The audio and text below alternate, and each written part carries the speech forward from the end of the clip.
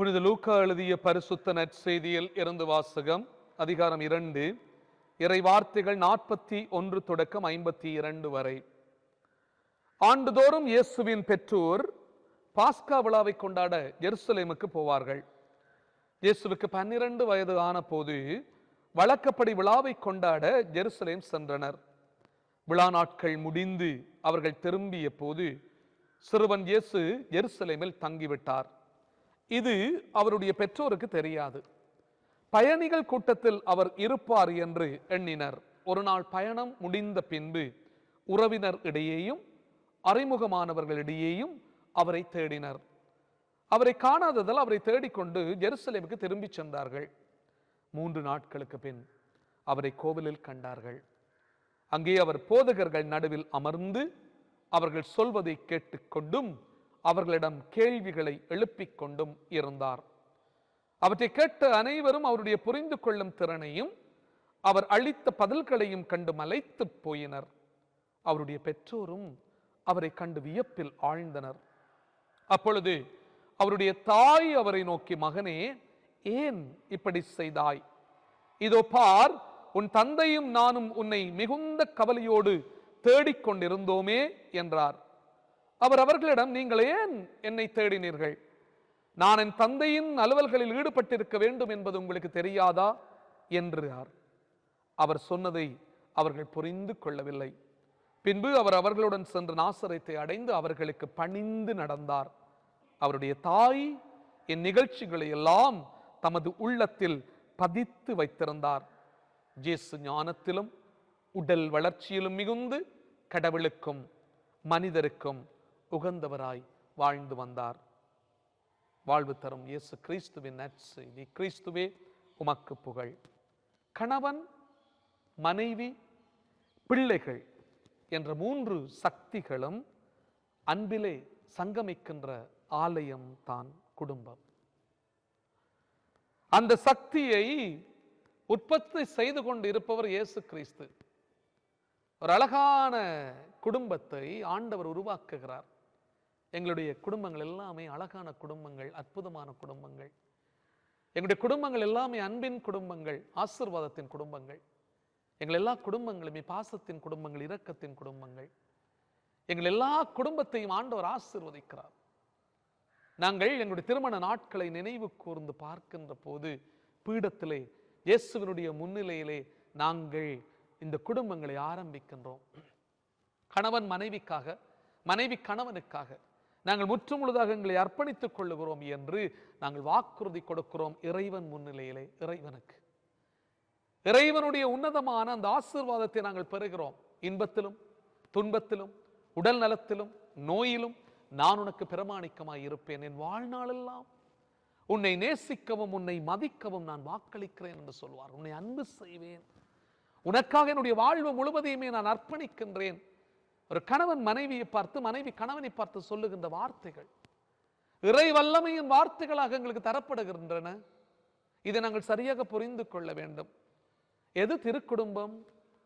புனித சூசியப்பரும் புனித அன்னை மரியாளும் ஆண்டவர் இயேசுவும் அமைத்துக் கொண்டிருக்கக்கூடிய அந்த அற்புதமான ஒரு சிறப்பான குடும்ப உறவினுடைய மேன்மை இருக்கிறதே, அதை திருக்குடும்பம் என்று சொல்லுவார்கள்.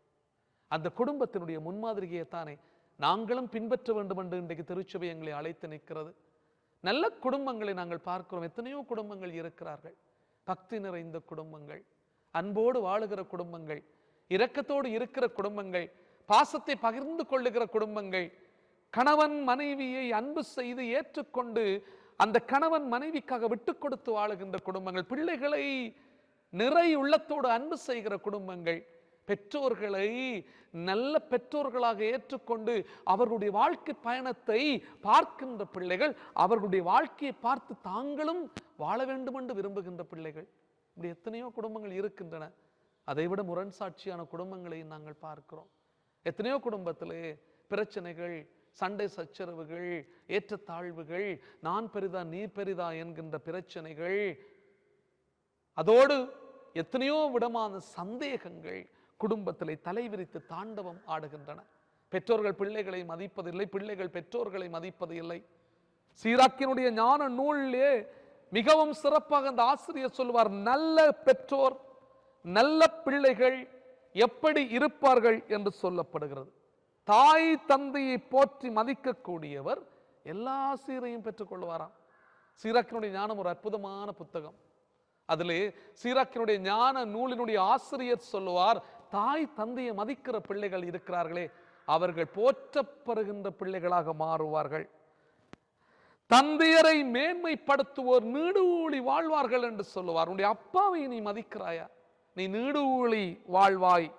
தாய் தந்தையை மதிப்பவர்கள் எல்லா செல்வங்களையும் பெற்றுக் கொள்வார். உன்னுடைய அம்மாவை அப்பாவை நீ மதிக்கிறாயா, நீ எல்லா செல்வங்களையும் பெற்றவனாக பெற்றவளாக நீ மாறுவாய். எத்தனை பெற்றோர்கள் அன்புமிக்க சகோதரங்களே தங்களுடைய பிள்ளைகளுக்காகவே முற்றுமுழுதாக வாழ்ந்து முடித்தவர்கள். ஆனால் பிள்ளைகள் பலர் அந்த பெற்றோருடைய தியாகத்தை உணர்ந்து கொள்ளாமல் வாழுகிறோம். எத்தனை பிள்ளைகள் அன்பானவர்களை பெற்றோர்களை நாங்கள் அன்பு செய்து இன்றைக்கும் பெற்றோர்களுக்காக நாங்கள் வாழ வேண்டும் என்று விரும்புகிறோம். சில முதியோர் இல்லங்களுக்கு போகிற போது மிகவும் கஷ்டமாக இருக்கிறது. எத்தனை பிள்ளைகளை பெற்றிருப்பார்கள் தெரியுமா? 10 பிள்ளைகள் கூட பெற்றிருப்பார்கள்.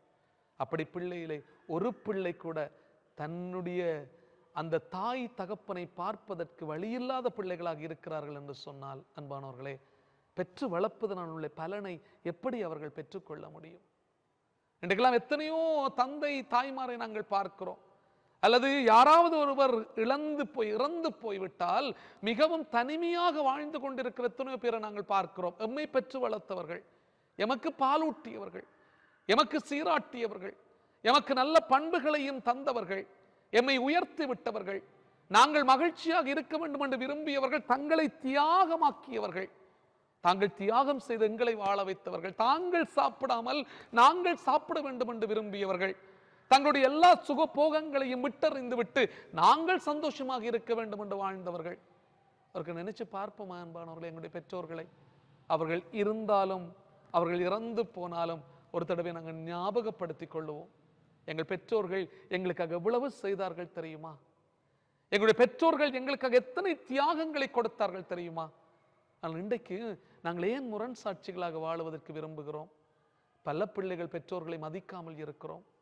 அன்பானவர்களே, இன்றைக்கு ஆண்டவர் சொல்லுவார், நீ உன்னுடைய பெற்றோர்களை நீ மதிக்க வேண்டும், உன்னுடைய தாய் தந்தையை நீ மேன்மைப்படுத்துவாய் என்று சொன்னால் உன்னை நான் மேன்மைப்படுத்துவேன். ஏனென்றா உனக்காக அவர்கள் தங்களுடைய வாழ்க்கையை அர்ப்பணித்தார்கள், உனக்காக தங்களுடைய வாழ்க்கைகளை அவர்கள் கொடுத்தார்கள். கொலோசியர்கள் திருமுகத்திலே 3ஆம் அதிகாரம் ஒரு அற்புதமான ஒரு சிறப்பை புனித பவுல் எங்களோடு பகிர்ந்து கொள்வார். நீங்கள் கடவுளினாலே தேர்ந்தெடுக்கப்பட்டவர்கள், அவருடைய அன்புக்குரிய இறைமக்கள், அதற்கு செய்ய பரிவு, இரக்கம், நல்லெண்ணம், மனத்தாழ்மை, கனிவு, பொறுமை ஆகிய பண்புகளால் உங்களை அணி செய்யுங்கள். ஒருவரை ஒருவர் பொறுத்துக் கொள்ளுங்கள். இது கணவனுக்கு மனைவிக்கும் அற்புதமாக பொருந்தும். ஒருவரை பற்றி ஒருவருக்கு ஏதாவது முறையீடு இருந்தால் மன்னியுங்கள், கிறிஸ்து உங்களை மன்னித்தது போல நீங்களும் ஒருவரை மன்னியுங்கள். இவை அனைத்திற்கும் மேலாக அன்பை கொண்டிருங்கள். அன்புதானே இன்ப ஊற்று, அன்புதான் உலக ஜோதி, அன்புதான் உலக மகா சக்தி. அன்போடு தானே நாங்கள் வாழ்ந்து கொண்டிருக்கிறோம். கணவன் மனைவியை அன்பு செய்கிறோம், மனைவி கணவனை அன்பு செய்து, பெற்றோர்கள் பிள்ளைகளை அன்பு செய்து, பிள்ளைகள் பெற்றோர்களை அன்பு செய்து எங்களுடைய சமூகத்திலே ஒரு திருக்குடும்பத்தை ஏற்படுத்திக் கொள்ளுகிறோமா? சில குடும்பங்கள் தெருவிலே தான் ஆரம்பிப்பார்கள். எத்தனை குடும்பங்கள் சண்டை சச்சரவு பிரச்சனைகள், அடிபாடுகளுக்குள்ளே வாழ்ந்து கொண்டிருப்போம். ஏற்றுக்கொள்ள முடியாத குடும்பங்கள் இருக்கிறோம், விட்டுக் கொடுக்க முடியாத குடும்பங்கள் இருக்கிறோம், புரிந்து கொள்ள முடியாத குடும்பங்கள் இருக்கிறோம். எத்தனையோ பேரை நாங்கள் சந்திக்கிறோம் என்பானவர்களே. இன்றைக்கு ஆண்டவர் சொல்லுகின்ற மிக முக்கியமான விடயம், உன்னுடைய மனைவியை நீ சந்தேகிக்கிறாயா? கணவனை நீ சந்தேகத்தோடு பார்க்கிறாயா? பிள்ளைகளை நீ அன்பு செய்யவில்லையா? ஏன் இப்படியான பெற்றோர்களாக நாங்கள் வாழுகிறோம்? சில வேளைகளில் அன்பானவர்களை பெற்றோர்கள் மிக பயங்கரமான வார்த்தைகளை சொல்லுவார்கள் பிள்ளைகளை பார்த்து. அந்த பிள்ளைகள் கஷ்டப்படுவார்கள், வேதனைப்படுவார்கள் என்று தெரியாமல் கூட சொல்லுவார்கள். சில நேரங்களில் பிள்ளைகள் கூட பெற்றோர்களை திட்டி தீர்ப்பார்கள். வார்த்தையினாலே மற்றவர்களை காயப்படுத்தி கொண்டே இருப்போம். நல்ல குடும்பத்தை எப்படி அன்பானவர்களை நாங்கள் உருவாக்கி கொள்வது? முந்தின நாட்களிலே எல்லாம் நாங்கள் நல்ல குடும்பங்களாகத்தான் இருந்திருந்தோம். இன்றைக்கு நவ நாகரிகம் உச்சத்துக்கு போற நேரத்திலே நாங்கள் எல்லாம் தனித்தனி மனிதர்களாக வாழத் தொடங்கி விட்டோம். ஒரே வீட்டிலே வாழ்ந்து கொண்டு தனித்தனி தீவுகளாக நாங்கள் இருக்கிறோம். நாங்கள் சேர்ந்து சாப்பிடுவதில்லை, சேர்ந்து நாங்கள் கதைப்பது இல்லை, சேர்ந்து நாங்கள் சிரிப்பது இல்லை, சேர்ந்து நாங்கள் சபிப்பது இல்லை, சேர்ந்து நாங்கள் ஆலயத்துக்கு போவதில்லை, சேர்ந்து நாங்கள் வாழ முடியாதவர்களாக குடும்ப உறவை எல்லாம் சின்ன பின்னமாக்கி இருக்கிறோமே. ஏன் அன்பானவர்களே? ஒரு தடவை நாங்கள் அந்த வாழ்வுக்குள்ள போயிட்டு வர முடியுமா? சேர்ந்து வாழுகிற அந்த நல்ல மனப்பக்குவம், சேர்ந்து செபிக்கிற அந்த நல்ல உறவு, சேர்ந்து சாப்பிடுகிற அந்த நல்ல பண்பு, இவையெல்லாம் நாங்கள் விட்டொழித்து விட்டு எங்கேயோ எங்களுடைய வாழ்க்கையை நாங்கள் சிதைத்து கொண்டே இருக்கிறோம். ஒருக்கத்தான் அன்பானவர்களை நாங்கள் வாழுகிறோம். அதை நாங்கள் சரியாக புரிந்து கொள்ளுகிறோமா? அன்னை மரியாள் சூசியப்பரை எப்போதுமே மதித்தவள். சூசியப்பர் அன்னை மரியாளுக்காக தன்னை முற்றுமுழுதாக கொடுத்தவர். இவை அனைத்திற்கும் மேலாக இயேசு இன்றைக்கு நற்செய்தியிலே நாங்கள் பார்க்கிறோம், அவர் தன்னுடைய பெற்றோருக்கு பணிந்து இருந்தார். அந்த பெற்றோருக்கு எப்படி அவர் பணிந்தார்? அவர் கடவுள் அன்பானவர்களே. ஆனால் தன்னை பெற்றெடுத்த தாய், தன்னை வளர்த்து கொண்டிருக்கிற அந்த தந்தை, இவர்களுக்கு எப்போதுமே இயேசு மதிப்பு கொடுத்தார். அதை நாங்கள் பார்க்கிறோமே. ஒரு குழந்தை எப்படி இருக்க வேண்டும் என்பதற்கு இயேசு எங்களுக்கு முதல் உதாரணம். ஒரு தாய் எப்படி இருக்க வேண்டும் என்பதற்கு அன்னை மரியாள் ஒரு சிறப்பான உதாரணம். ஒரு தந்தை எப்படி இருக்க வேண்டும் என்பதற்கு புனித சூசியப்பர் ஒரு சிறப்பான உதாரணம். தன்னுடைய வாழ்க்கை முழுவதையுமே அன்பானவர்களே அவர் இறை திருவுளத்துக்காகத்தான் ஒப்புக் கொடுக்கிறார். புனித சூசியப்பர் தந்தையின் இதயத்தில் இருந்தென்று என்னுடைய திருத்தந்தை ஒரு அழகான திருமடலை எழுதுகின்ற போது சொல்வார், சூசியப்பர் தன்னுடைய வாழ்க்கையிலே இறை திட்டத்தை மட்டுமே செய்தார். எதை அவர் அனுபவித்தார் என்று நாங்கள் பார்க்கின்ற போது இறைவனை மட்டும்தான் அனுபவித்தார். அன்பானவர்களே, அவருடைய சுகபோகங்கள் அவருக்கு இருந்திருக்கும், அவருக்கு ஆசைகள் இருந்திருக்கும், அவருக்கு கனவுகள் இருந்திருக்கும், இப்படியெல்லாம் நான் இருக்க வேண்டும் என்கின்ற கற்பனைகள் கூட புனித சூசியப்பருக்கு இருந்திருக்கும். ஆனால் அவர் எல்லாவற்றையும் ஒரு புறம் வைத்துவிட்டு ஆண்டவருடைய திருவுளத்தை ஏற்றுக்கொள்ளுகிறார். திருத்தந்தை சொல்லுவார், முற்று முழுதாக இறை திருவுளத்தை வாழ்ந்தவர் புனித சூசியப்பர். ஏன்னா முழு வாழ்க்கையுமே அவர் அர்ப்பணிக்கிறார். அன்னை மரியாள் எப்படிப்பட்டவள் அன்பானவர்களே? இயேசுவுக்காகவே முற்று முழுதாக வாழ்ந்தவள். இயேசு ஒரு அன்பு குழந்தையாக இருந்தவர். இன்றைக்கு எங்களுக்கு முன்னிலையிலே தரப்படுகின்ற விஷயம் என்ன? நாங்கள் ஒரு அழகான குடும்பத்தை ஏற்படுத்தி கொள்வோம். இற்றை காலமாக நாங்கள் எவ்வளவோ சண்டை சச்சரவோடு பிரச்சனைகளோடு இருந்திருக்கலாம். இன்றைக்கு நாங்கள் நினைத்து கொள்வோம், பிள்ளைகளை நாங்கள் பாராட்ட வேண்டும், பிள்ளைகளை நாங்கள் அன்போடு திருத்த வேண்டும், பிள்ளைகளுக்கு நாங்கள் ஊக்கம் கொடுக்க வேண்டும், அதோடு பெற்றோரை நாங்கள் மதிக்க வேண்டும், பெற்றோரை நாங்கள் அன்பு செய்ய வேண்டும், பெற்றோருக்கு தேவையானதை நாங்கள் கொடுக்க வேண்டும். அப்படிப்பட்ட ஒரு அற்புதமான குடும்பத்தை நாங்கள் உருவாக்கி கொள்ள வேண்டும். அன்பானவர்களே, திருக்குடும்பத்தில் மேன்மையை நாங்களும் வாழுவோம். அழகான குடும்பங்களை நாங்களும் உருவாக்கி கொள்ளுவோம். இயேசுவின் சாட்சிகளாக எங்களுடைய குடும்பங்கள் வாழ தொடர்ந்தும் இறை வல்லமைக்காக நாங்கள் செபிப்போம். ஆமென்.